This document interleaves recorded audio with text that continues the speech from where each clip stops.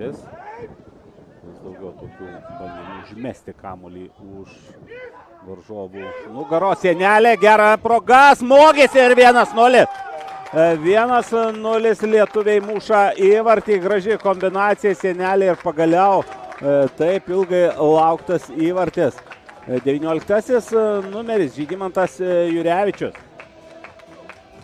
pasižymė šiose rungtynėse, na, aišku, džiaugiasi visi, o Žygimantas, na, savo tam tikrą Goliaudoro statusą patvirtina. Dar kartą žiūrim, na, pats labai gerai priėmė kamuolį, na ir puikus Jorio